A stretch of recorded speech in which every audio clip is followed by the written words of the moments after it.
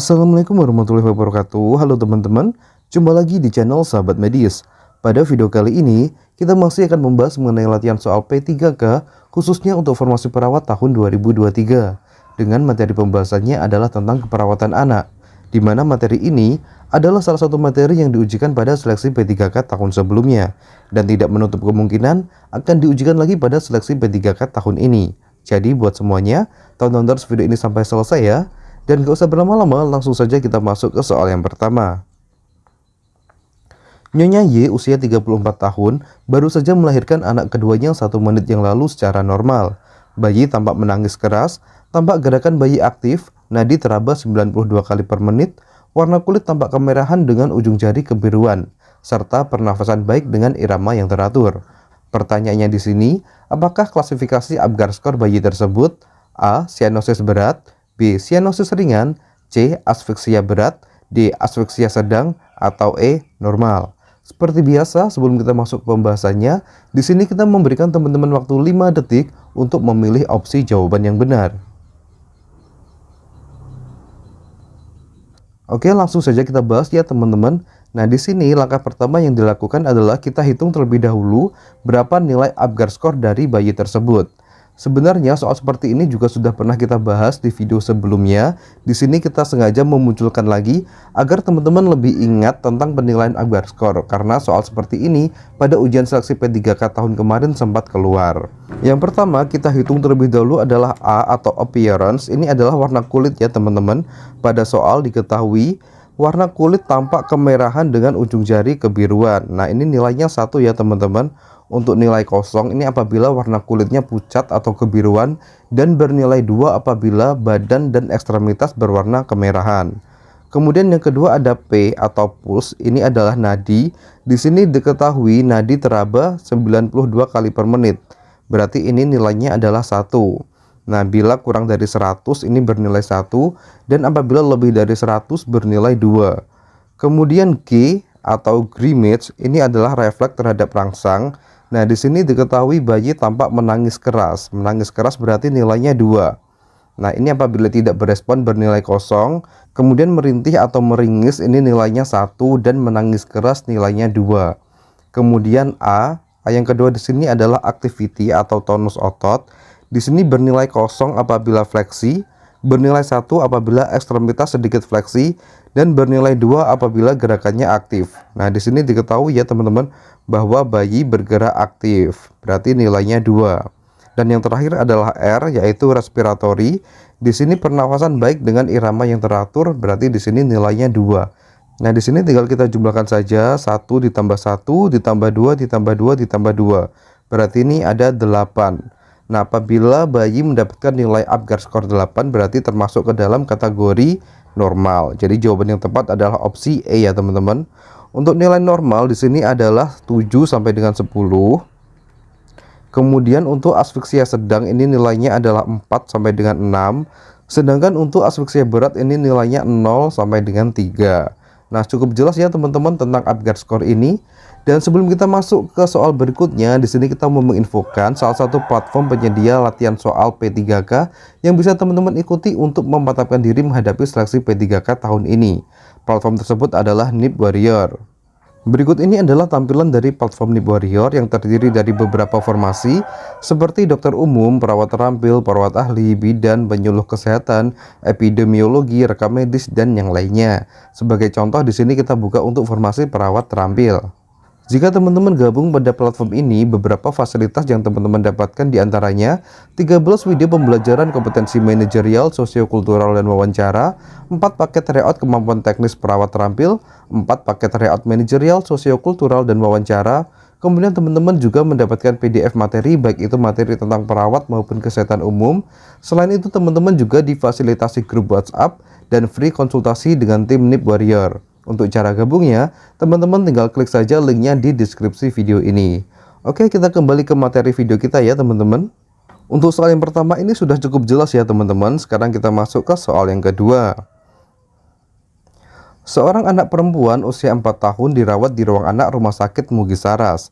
Anak tersebut dirawat dengan diagnosa apendisitis dan telah menjalani operasi 2 hari yang lalu. Ketika perawat akan melakukan observasi tanda-tanda vital, pasien tampak rewel dan sering menangis. Kemudian perawat mengajak pasien untuk bermain boneka. Berdasarkan karakteristik sosialnya, apakah jenis terapi bermain pada anak tersebut? A. Solitary play, B. Therapeutic play, C. Parallel play, D. Cooperative play, atau E. Onlooker play. Dan jawaban yang tepat adalah opsi B teman-teman ya, yaitu therapeutic play. Lalu apa sih yang dimaksud dengan therapeutic play? Nah, therapeutic play ini adalah tindakan terapi dengan menggunakan teknik bermain pada anak dalam masa perawatan guna meminimalisir reaksi hospitalisasi pada anak. Oke, sekarang kita bahas juga ya teman-teman untuk tahapan bermain pada anak. Siapa tahu akan keluar pada seleksi P3K nanti. Berikut ini adalah 6 tahapan bermain pada anak. Yang pertama ada unoccupied behavior.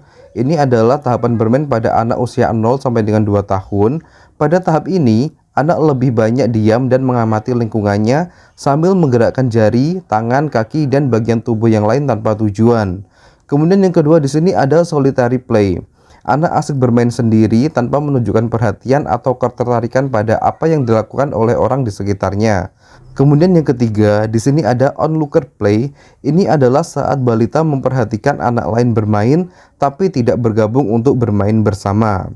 Kemudian yang keempat ada parallel play. Ini adalah ketika anak duduk bersama dengan teman-temannya tapi bermain secara terpisah. Lalu yang kelima ada associative play. Merupakan tahap bermain yang biasanya dimulai saat balita berusia 3 atau 4 tahun. Anak tampak bermain bersama temannya dan memainkan permainan yang sama. Kemudian tahapan yang terakhir ada cooperative play, ditandai dengan adanya kerjasama atau pembagian peran antara anak-anak yang terlibat dalam permainan, saling berbagi ide dan peralatan bermain, adanya negosiasi untuk mencapai satu tujuan bersama.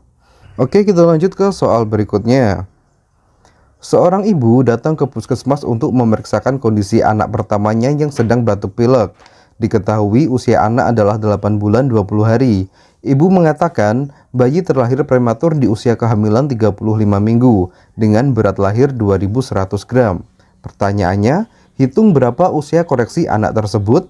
A. 8 bulan 10 hari, B. 7 bulan 25 hari, C. 7 bulan 15 hari, D. 7 bulan 10 hari, atau E. 6 bulan 20 hari. Oke, langsung saja kita bahas ya teman-teman. Di sini untuk menghitung usia koreksi, rumus yang digunakan adalah usia kronologis dikurangi dengan faktor koreksi.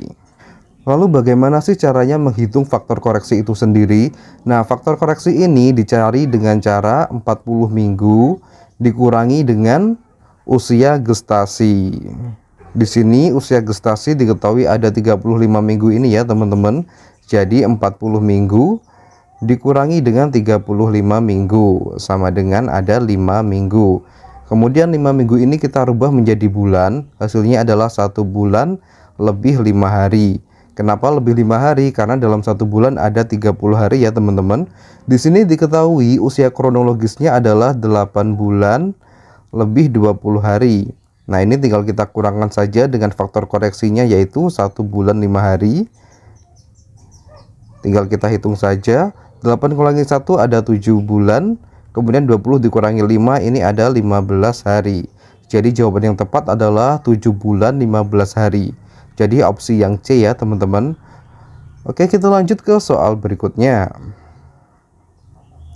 Seorang anak laki-laki usia 5 tahun dirawat di ruang anak Rumah Sakit Harapan dengan keluhan sesak nafas. Anak tersebut mendapatkan terapi aminopilin 240 mg dalam NaCl 0,9% 100 ml drip selama 45 menit. Sediaan aminopilin yang disediakan farmasi adalah 24 mg per mili. Pertanyaannya, berapa mili aminopilin yang harus diberikan perawat? A. 5 mili, B. 10 mili, C. 15 mili, D. 20 mili, atau E. 25 mili. Oke, langsung saja kita bahas ya teman-teman. Di sini caranya adalah dosis yang diinginkan dibagi dengan dosis sediaan dikali dengan sediaan. Di sini diketahui dosis yang diinginkan ada 250 mili, berarti 240 dibagi dengan dosis sediaannya di sini ada 24 dikali dengan sediaannya berarti kali 1 mili. Sama dengan 240 dibagi 24 ini ada 10. 10 kali 1 sama dengan 10 mili. Jadi jawaban yang tepat adalah opsi B. Cukup mudah ya teman-teman. Oke, sementara cukup sekian dulu ya untuk video kali ini. Semoga video singkat ini bisa bermanfaat dan semua teman-teman di channel ini bisa lolos pada seleksi P3K tahun 2023 ini.